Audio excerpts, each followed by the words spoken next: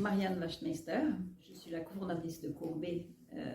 Courbet, c'est une marque de joaillerie haut de gamme, écologique. Je suis aussi la DG et la directrice artistique. Ce qui m'a amenée là où je suis aujourd'hui, c'est un long parcours très hybride de plein de choses. J'ai commencé chez Procter & Gamble, ensuite j'ai fait McKinsey. Après, j'ai entamé une longue période d'entrepreneuriat où j'ai fondé une boîte de consulting, une entreprise télécom. J'ai aussi fondé une école. J'ai fondé ma marque de joaillerie autour d'un brevet que j'ai développé. Et c'est ce brevet qui m'a amené à rencontrer Manuel Malen, qui est mon cofondateur, et qui on a fondé Courbet. Je n'ai pas vraiment eu de ressources externes. Je suis très déterminée comme personne et donc et drivée.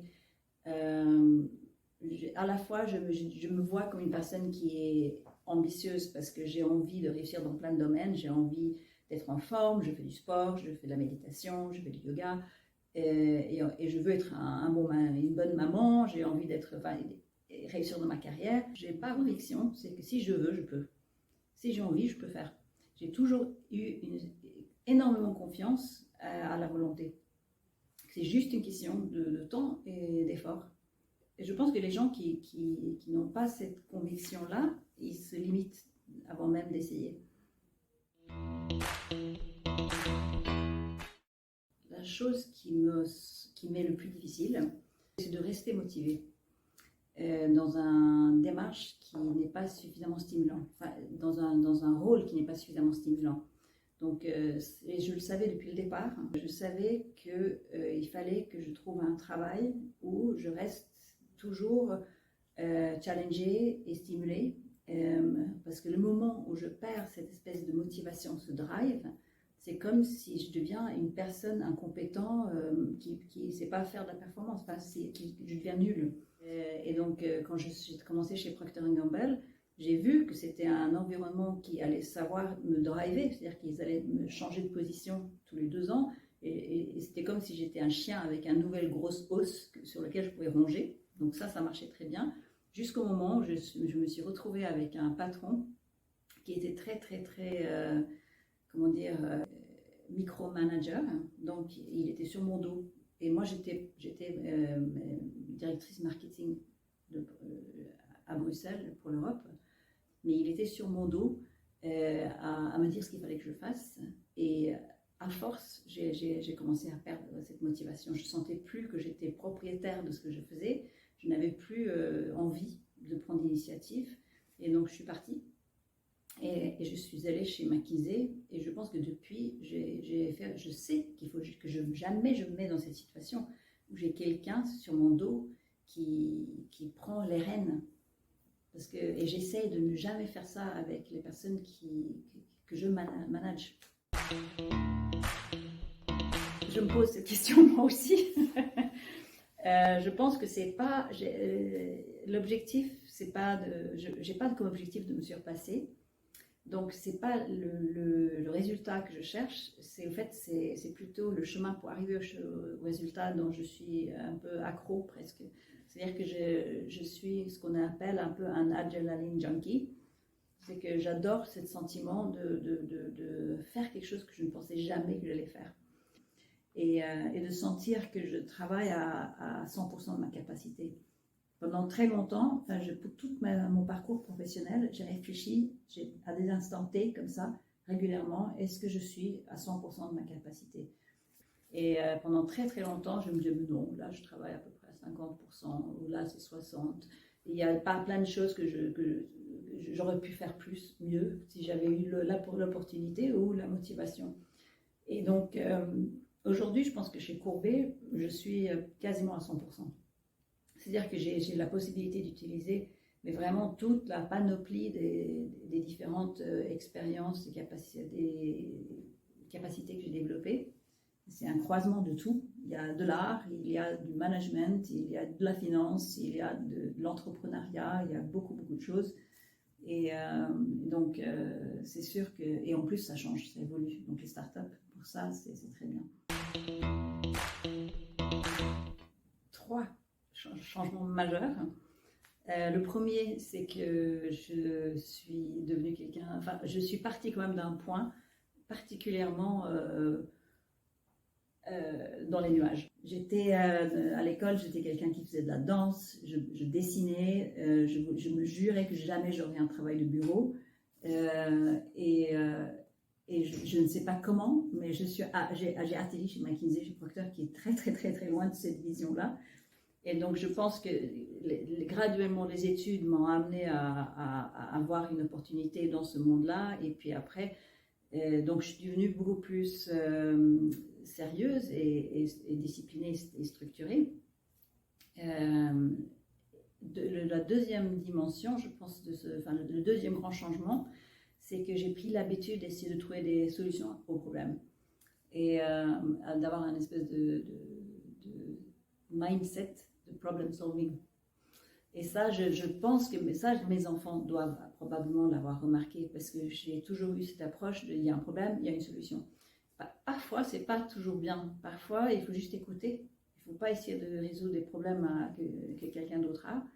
Donc, c'est pas forcément toujours bien. La troisième dimension, je pense, c'est que je suis devenue plus modérée. J'étais beaucoup plus excessive au départ et émotionnelle. Et j'ai appris que ça va, en fait, je pense que 30 ans en Suède, ça m'a modéré ce côté-là un petit peu. Donc aujourd'hui, je suis beaucoup plus contrôlée.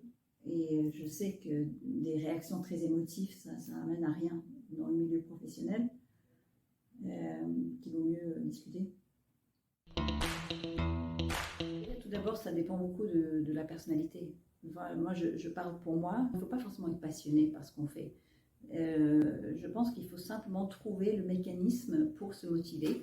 Et on peut être motivé par plein de choses bizarres. On peut être motivé par une présentation qu'on doit faire parce qu'on adore faire du layout. Et donc, du coup, on fait quelque chose qui est très très bien dans le contenu aussi. Donc, il faut chercher ces sweet spots où on est motivé. Moi, j'ai été motivée à travailler avec des couches et des détergents chez Procter & Gamble. Ce n'est pas des produits qui sont très sexy, mais ça a été super intéressant quand même. Deuxièmement, je pense qu'il faut, le long du chemin, chercher les choses pour soi. Il faut en profiter, il faut s'amuser. Il ne faut pas avoir, comme je pense beaucoup de Suédois longs, une espèce de moralité, d'abord travailler et ensuite jouer. Je pense qu'il faut jouer et travailler tout le temps et avoir cette espèce de sentiment qu'il y a un équilibre entre ce que moi je tire de la chose et ce que je donne. Parce que sinon, on accumule une sorte de aigreté et de agressivité, je pense, qui finalement, dans la durée, fera qu'on n'aboutit pas. Et le troisième, c'est bien sûr qu'il faut s'occuper de soi. Il faut faire du sport parce que ça donne de l'énergie, il faut dormir, il faut faire ce qu'il faut pour être en bonne santé.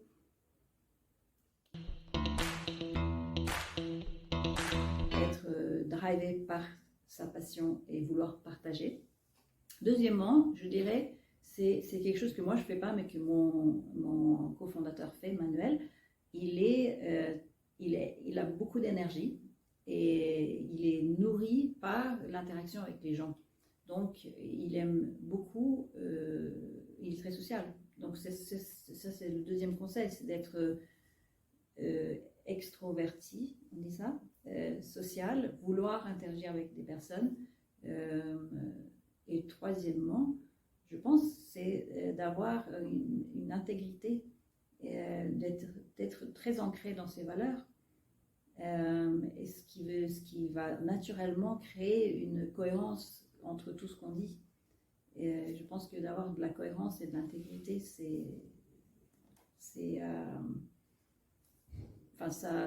positionne. C'est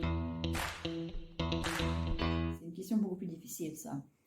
Je ne suis pas du tout quelqu'un qui fait un planning rigoureux, pas du tout. J'ai jamais eu un to-do list.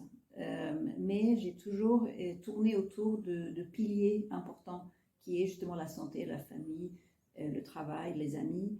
Et donc je sais que je laisse tomber parfois un pilier pendant une période et donc après il faut le récupérer. Il y a une priorité très claire entre ces piliers.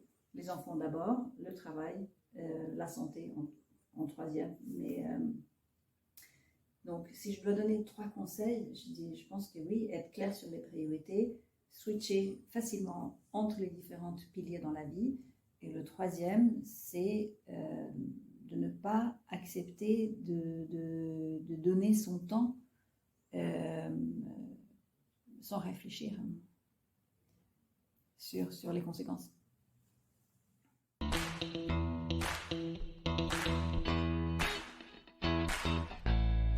Elles ont une compétence de jeu d'échecs pour avancer dans leur vie. Je pense que les femmes ont pris l'habitude d'être futées, subtiles, de jouer un jeu très différent des hommes.